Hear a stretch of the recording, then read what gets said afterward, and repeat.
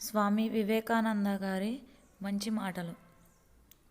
తప్పుల్ని పదే పదే క్షమించడం మరో పెద్ద తప్పుకు దారితీస్తుంది. స్వామి వివేకానంద. నమ్మిన సిద్ధాంతం కోసం ప్రాణత్యాగానికైనా సిద్ధపడడం నాయకత్వ లక్షణం. కానీ మనం మాత్రం అవసరమైన త్యాగం చేయకుండానే నాయకులవ్వాలనుకుంటున్నాం. దాని ఫలితం శూన్యం. చివరికి ఎవ్వరూ మనల్ని లక్ష్యపెట్టరు.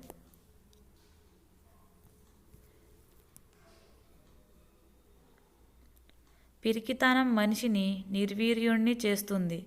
ఆత్మవిశ్వాసం మనిషిని విజయపదం వైపు నడిపిస్తుంది.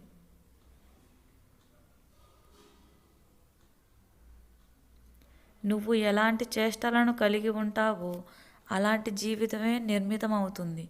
అందుకే ప్రతి వ్యక్తి తన ప్రతి పనిని ఆలోచించి చేయాలి.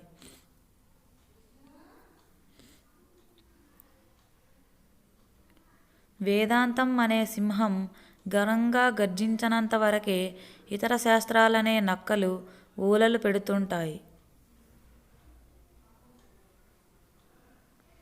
ఓర్పుతో అసాధ్యమైన కార్యాన్ని సుసాధ్యం చేయవచ్చు.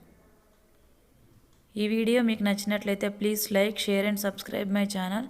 Thank you for watching friends.